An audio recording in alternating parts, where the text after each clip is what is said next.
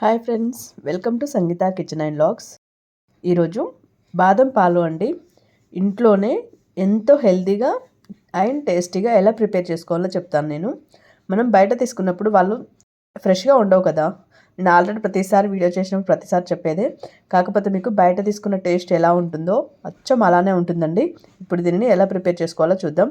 దీనికోసం నేను ఇక్కడ 50 గ్రామ్స్ వరకు బాదం తీసుకున్నాను. వాటిని ఇలా నానబెట్టుకోవాలి ఒక 1 అవర్. ఇట్లా గంట సేపు నానబెట్టుకున్న తర్వాత దానిపై ఉన్న పొట్టు తీసుకోవాలండి. ఇక్కడ చూపిస్తున్న విధంగా నానిన తర్వాత మనకు ఈజీగా వచ్చేస్తుంది.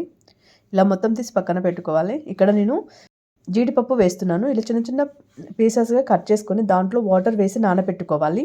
మనం బయట తీసుకున్న బాదం పాలు తాగేటప్పుడు మనకు మధ్య మధ్యలో జీడిపప్పు తగులుతూ ఉంటుంది కదా. అలా ఉండడం కోసం మనం జీడిపప్పు యూజ్ చేసుకోవచ్చు. మీకు నచ్చకపోతే లేకపోతే స్కిప్ చేయొచ్చు. మిక్సీ జార్ తీసుకొని దాంట్లోకి మనం ముందుగా పొట్టు తీసి పెట్టుకున్నాం బాదం పప్పు వేసుకోవాలి. అలాగే కొద్దిగా వాటర్ వేసుకోవాలి. ఒక 4-5 ఇలాచీ వేసుకోవాలి.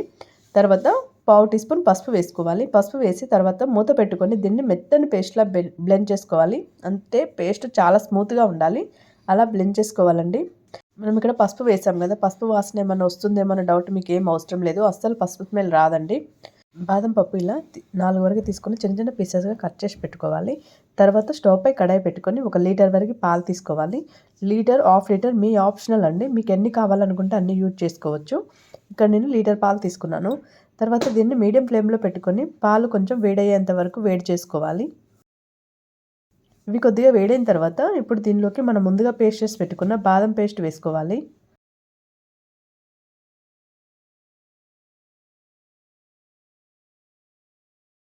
ఇలా వేసిన తర్వాత ఇప్పుడు 1 కప్పు వరకు చక్కెర వేసాను.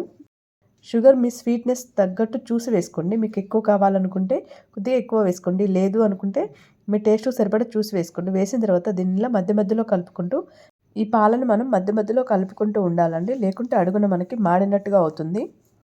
ఇప్పుడు దీనిలోకి మనం ముందుగా నానబెట్టి పెట్టుకున్న జీడిపప్పు పలుకులు వేసుకోవాలి. వేసి అలాగే బాదం కట్ చేసాం కదా, బాదం పీసెస్ కూడా వేసుకోవచ్చు. లేదంటే మీరు లాస్ట్లో వేసుకోవచ్చు అండి. పాలు మొత్తం మనకు కంప్లీట్ అయిన తర్వాత గ్లాస్లో వేస్తాం కదా, సర్వ్ చేసేటప్పుడు అప్పుడైనా వేసుకోవచ్చు. నేను ఇందులో వేసాను. ఇలా వేసిన తర్వాత ఇలా కలుపుకుంటూ ఒక 10-15 మినిట్స్ దీన్ని మరిగించుకోవాలి.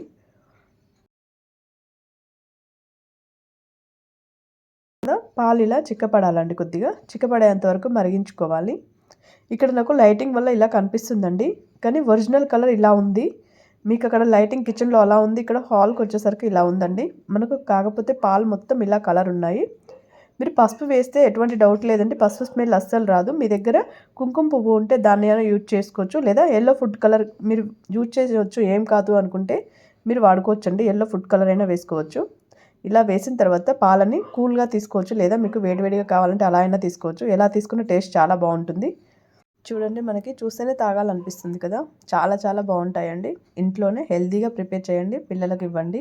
ఈరోజు కిచెన్ టిప్స్ వచ్చేసి బెండకాయ కర్రీ చేసేటప్పుడు బెండకాయ జిగురు లేకుండా ఉండాలి అనుకుంటే కొద్దిగా నిమ్మరసం చల్లండి. మనకు బెండకాయ అంత జిగురుగా ఉండదండి.